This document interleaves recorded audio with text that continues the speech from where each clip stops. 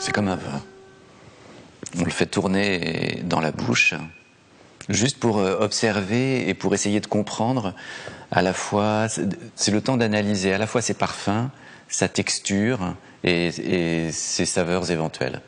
Donc on fait passer tout ça, on le fait tourner en bouche, on fait ce qu'on appelle la rétro-olfaction, donc on expire l'air par le nez pour essayer d'être juste attentif pendant quelques secondes aux différents composants du thé.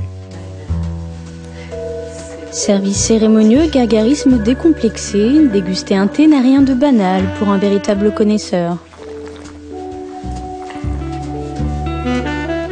Comme le vin, il se savoure avec méthode. Mieux que le vin, le thé se consomme sans modération. À Paris, une école prend le sujet très au sérieux. François-Xavier Delmas, son directeur, initie ses élèves à cette dégustation. Des thés venus du monde entier, parfois centenaires, sont ici sirotés toute la journée. Une des premières choses qu'on apprend, c'est comment goûter et qu'est-ce qu'on fait dans la bouche. Et puis déjà de savoir que dans la bouche, il y a des endroits précis pour capter l'amertume, l'acidité, le sucré, le salé.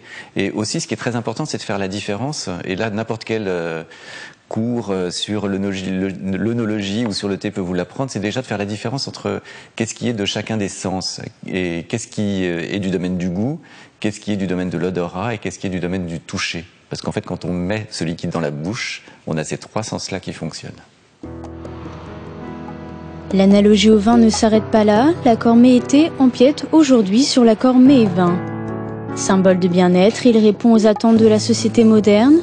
Il y a déjà 4 ans, la chef Adeline Grattard et son mari Chiwa Chan avaient pressenti la tendance. Dans son petit restaurant au cœur de Paris, la chef propose une cuisine en fusion totale avec le thé que son mari sélectionne. Cette audace vaut au restaurant Yamcha une étoile au guide Michelin. Je pense que le thé a pris effectivement pas mal d'importance depuis ces 10 dernières années. Il y a un effet tendance, on se met à boire du thé parce que bon, déjà c'est bon, hein, c'est très très bon. Et ensuite il y a peut-être aussi un effet diététique. On élimine un peu l'alcool, on mange plus sain, on boit plus sain. Formée dans les meilleures brigades gastronomiques françaises, Adeline applique ce savoir-faire à une cuisine d'inspiration asiatique. Sa légitimité, elle la tient d'un séjour à Hong Kong, aux côtés d'Alvin Leung, l'un des chefs les plus talentueux du pays. Et là, je mets ma sauce XO.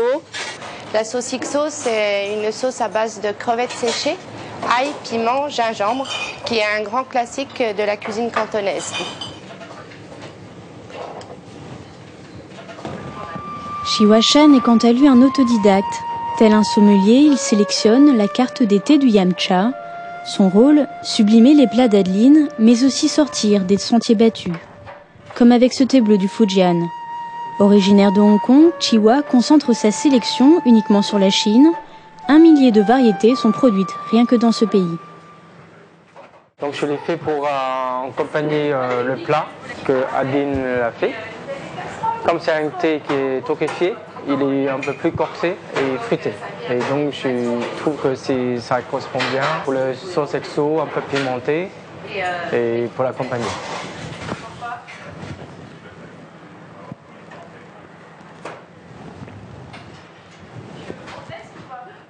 Quand je choisis mes thés, c'est question de goût, mais moi de goût. Parfois, c'est aussi un plaisir d'avoir un jeu de goût en bouche, qui est effectivement pas du tout contradictoire au vin. Donc c'est très complémentaire.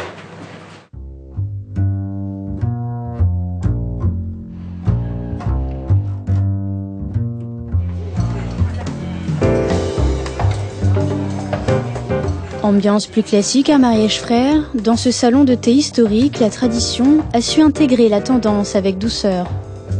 Ici, non seulement le thé accompagne les plats, mais il les compose.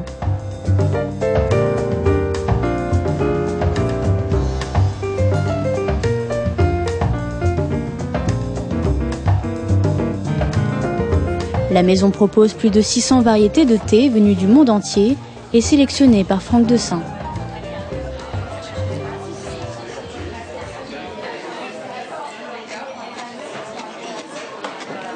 Donc on sent bien la présence des saveurs fleuries et végétales du thé distress et le saupoudrage de sésame au thé vert matcha. Alors le thé vert matcha, l'avantage c'est que c'est un thé qui est naturellement légèrement amer, mais très végétal.